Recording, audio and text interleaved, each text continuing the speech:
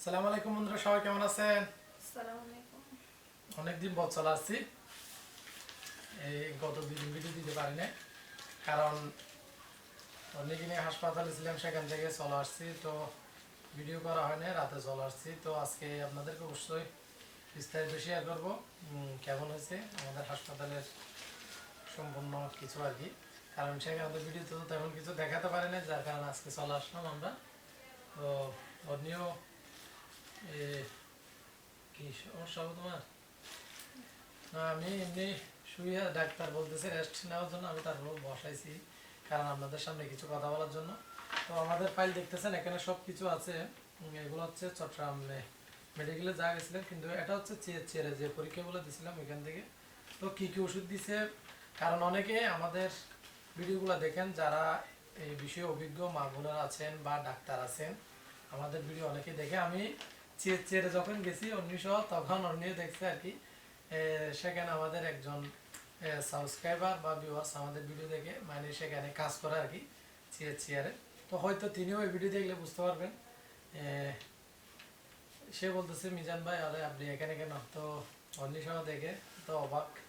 তো আমাদেরকে অনেক হেল্প করছে। তো দেখা যাক আজকে এখানে কি কি। এগুলো হচ্ছে রিপোর্ট, চেয়ার থেকে রিপোর্ট যেগুলো দিছে। অন্যকে কিন্তু ভর্তি করেছিলাম চট্টগ্রাম মেডিকেলে, আগেই বলছিলাম আপনাদেরকে। কিন্তু পরীক্ষাগুলো তাড়াতাড়ি দেওয়ার জন্য আমি ছেড়ে গেছিলাম, অন্যকে সহ নিয়ে গেছিলাম আর কি। এগুলো হচ্ছে 3টা পরীক্ষার রিসিট। তারপরে ডাক্তাররা কিন্তু মেডিকেলের, অনেকে বলুন যে সরকারি হাসপাতালের তেমন ভালো না, এরকম অনেকে বলুন, কিন্তু আমার জানা মতে খুবই বেস্ট এবং ভালো।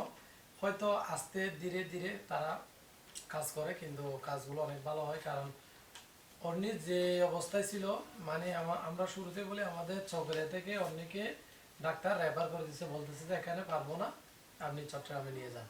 তো অনেকে আবার বেসরকারিতে ভর্তি করার জন্য বলছিলেন, কিন্তু অনেকে আবার সরকারি। কিন্তু আমাদের এখানে চকরিয়া রেফার করছিল যে চট্টগ্রাম মেডিকেলে। তো আমি বেসরকারিতে না গিয়ে ঠিক চট্টগ্রাম মেডিকেল নিয়ে গেছিলাম। তো তাদের সব কিছু কিন্তু অনেক ভালো লাগছে, কারণ অনেক হেল্প করছে বলতে গেলে। অমনি এখান থেকে যে সময় গেছিল সেটা আমি জানি, আর আল্লাহ ভালো জানে। তো কি অবস্থায় যে অগ্নি ছিল সেটা কিন্তু বলার মতো পারা ছিল না, এবং অনেক কিছু আপনাদেরকে দেখানো হয় না, যার কারণে ডাক্তাররা বলছিল যে মানে আমাদের বেবি বা বাচ্চার দিন এখনো কমপ্লিট হয় নাই, যার কারণে এখানে যদি বাচ্চা ডেলিভারি হয় তাহলে বাচ্চার সমস্যা হবে। সমস্যা বলতে বাচ্চাকে সে রাখতে হবে, বলছিল এনআইসিউতে। হ্যাঁ, এনআইসিউতে রাখতে হবে, যার কারণে এখানে আমাদের চোখে এগুলো নাই। তো এই জন্য চট্টগ্রাম যেতে বলছিল, সেখানে গিয়ে দেখি সেখানেও কিন্তু আমি একটা ধরা খাইছি বলতে গেলে, কারণ আমি ব্যস্ত ছিলাম এবং তাড়াহুড়োর মধ্যে ছিলাম। তো আমাকে ডাক্তার যে ওষুধের ইয়াটা দিছিল, স্লিপ যেটা দিছে, ওইটা নিয়ে যাওয়ার সময় আমি একটা দালালের অর্থাৎ বাটপাড়ার হাতে পড়ে গেছিলাম। তো সেখানে প্রায় 2000 টাকা মতো লস গেছে। আমি কিন্তু ওষুধগুলো যদি হাসপাতালের নিচে যেটা আছে সেখান থেকে নিলে অনেক কম দামে বেতন দিব। তো কিন্তু দালালটা কিন্তু আমাকে ওই স্লিপটা নিয়ে গেছে বাইরে একদম। তো সেখানে অলরেডি আমি কিন্তু সেটা বুঝতে পারছি, তারপরে কিছু বলি নাই বা সেখানে যদি তাদের সাথে তর্কাতর্কি করলে মানে এদিকে আমার অসুবিধা হবে, অর্থাৎ অন্যকে তো তখন ভর্তি করা ফেলছে। তো ডাক্তার বলছে তাড়াতাড়ি নিয়ে আসেন। তো যার কারণে বেশি কথা বলি না, সেখানে কিন্তু আমার থেকে ওরা নিচে 2600 টাকার মতো নিচ্ছে। সামান্য কিছু দুইটা মনে হয় স্যালাইন আর একটা কি অল্প জিনিসের মধ্যে, কিন্তু এগুলো আমি ভিতর থেকে নিয়ে 600 টাকা 700 টাকা এরকম। তো আপনাদের যারা নতুন চট্টগ্রাম মেডিকেলে যান বা অন্য মেডিকেলে যান, তারা একটু চারদিকগুলো ভালোভাবে খেয়াল করবেন। কারণ হাসপাতালের মধ্যে আমার জানার মতো যতগুলো ডাক্তার নাই, এর থেকেও বেশি কি দালাল বাটপারা বড়। ঠিক সেম সেদিন রাতে একটা দালালকে ধরে পুলিশে দিয়েছিল একজন সচেতন নাগরিক। তার থেকেও ঠিক সেম ভাবে 2-3 হাজার টাকা বেশি নিছে। সে কিন্তু সেখানে স্থানীয় ছেলে। তো যার কারণে সেখানে বড় ভাইকে ডেকে সব কিছু করে দালালকে আটকিয়ে রেখে পুলিশকে খবর দিয়ে পুলিশকে ধরা দিছে। হুম। তো এখানে আমরা যেদিন চলে আসবো সেদিনে যে ওষুধগুলো দিছে আর কি, অনেকে ডায়েট মানে নর্মাল ইঞ্জেকশন দিছে। ইঞ্জেকশনগুলো সেখানে আসার সময় দিয়ে দিছে। এমনি গ্যাস্ট্রিকের ওষুধ দিছে 20 mg ওমিওপ্রাজল, তারপরে এলজিন দিছে 5 mg, যেটা ইঞ্জেকশন না। এগুলো ইঞ্জেকশন দিয়ে দিছি কিন্তু। তো ট্যাবলেট খেতে বলছিল, এটা 15 নয়, তো ট্যাবলেট দিয়েছে। আরও এখানে ওষুধগুলো আছে আর কি, আমি সেখানে কতগুলো খাওয়াইছিলাম, অনেক লম্বা ওষুধ এখানে আছে। এই যে অনেক ওষুধ দিচ্ছে কিন্তু এখানে দেখেন এখানে দিচ্ছে ফজিক্যাল ডিএক্স, তারপরে হিমোফিক্স এফজেড, এখানে অনেক কিছু দিচ্ছে বলতে গেলে। এবং আপনারা যারা আমাদের ভিডিওগুলো দেখেন সেখানে যদি কোনো ডাক্তার বোন মানে থেকে থাকেন এই বিষয়ে যদি ভালো জানেন তো আমাদেরকে কমেন্টে জানাবেন এই সময় কী কী করা উচিত। ডাক্তার এমনি এখানে বলছে যে ডিম দুধ এগুলো খাওয়ার জন্য নিজে নিয়মিত হবে, ডেলি একটা ডিম আর এক পাওয়া দুধ। তারপরে আরও দিচ্ছে তো ওষুধ, আরগুলো কই কোরাল ডিএক্স, এটা কোরাল ডিএক্স একটা দিচ্ছে, এগুলো বাচ্চা ঠিক থাকার জন্য। এবং আমাদের রিপোর্টে কিন্তু আলহামদুলিল্লাহ আপনাদের কাছেও যে আমাদের জন্য যে সাপোর্ট করছেন বা যেভাবে আমাদের কমেন্টে জানাইছেন আমাদেরকে, তার জন্য অনেক ধন্যবাদ। আমাদের বাচ্চা ইনশাআল্লাহ ভালো আছে এবং সুস্থ আছে, সব কিছু নর্মাল আছে। তো ডাক্তার বলছে যদি ওষুধগুলো ভালোভাবে খেয়ে যদি আর কিছুদিন মানে থাকা যায়, এগুলো ওষুধ আম্মুর ওষুধ, এগুলো হচ্ছে আম্মুর ওষুধ। তো ডাক্তার বলছে যে আর কিছুদিন যদি এভাবে ভালোভাবে থাকা যায় তাহলে ইনশাআল্লাহ আমাদের আর কোনো সমস্যা হবে না, বাচ্চা বাড়িতেও হতে পারবে বা এখানে আমাদের স্থানীয় যে হাসপাতালগুলো আছে আমাদের থানার মধ্যে তো সেখানেও হতে হবে। তো বিশেষ করে বাচ্চার দিনটাও পূর্ণ ছিল, যার কারণে আমাদেরকে চট্টগ্রাম মেডিকেল হঠাৎ নিয়ে যেতে হয়েছে। তো খুবই টেনশনে ছিলাম। তো আর অনেকে আমাদেরকে কমেন্ট করতেছেন, কি বলো না, বলা মুখে বলা কি তো অনেকে কমেন্ট করতেছে মিজান ভাই আমাদেরকে মানে কথা বলেন, মানে বিষয়গুলো জানান কেমন হয়েছে কি হয়েছে বিস্তারিত বলেন। কারণ আমি ভিডিওতে দেখাইছি কিন্তু কথা বলতে পারিনি ভালোভাবে, সেখানে ব্যস্ত ছিলাম। আর অনেক সমস্যা, তার কারণ জানাতে হবে, ছেলে বলতে গেছি শুধু আমি, তো যার কারণে সব কিছু ওষুধ লাগুক আর অন্য কিছু লাগুক সব কিছু নিতে হয়েছে, যার কারণে ব্যস্ত ছিলাম।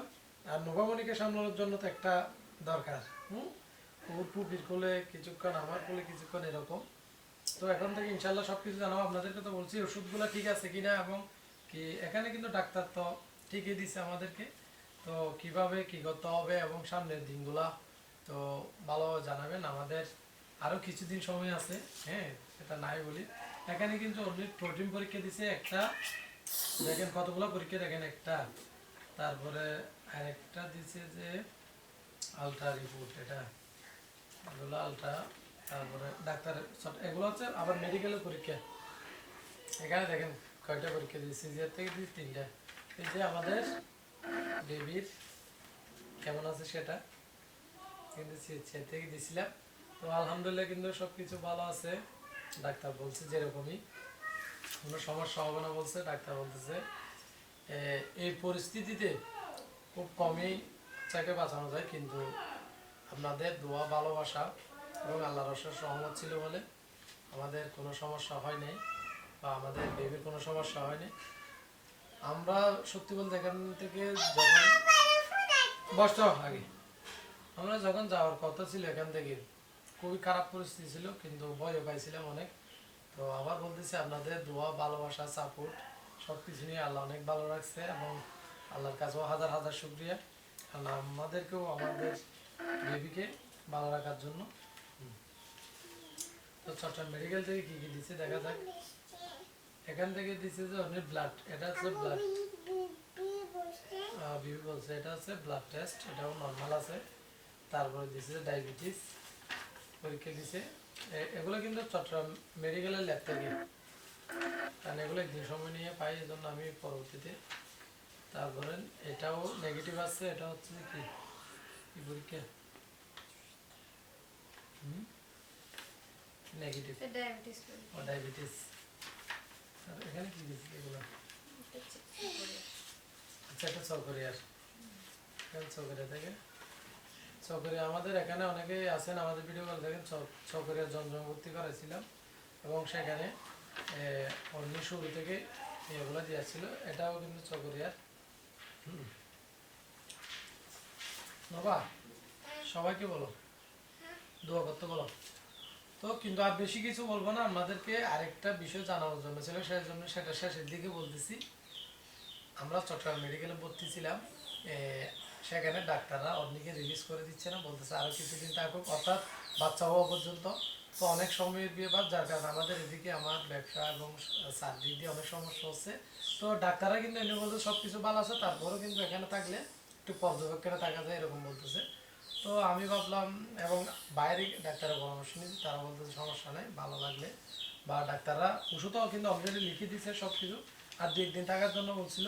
তো সমস্যার কারণে চলে আসছি, কিন্তু ডাক্তার দুই তিনজনে রিলিজ করে দিতে চাই, এবং সময়ের কারণ অর্থাৎ মাগরিবের সময় এক ডাক্তার আসবে, বলে যে এগুলো তো সব ঠিক আছে, চলে যেতে পারবে।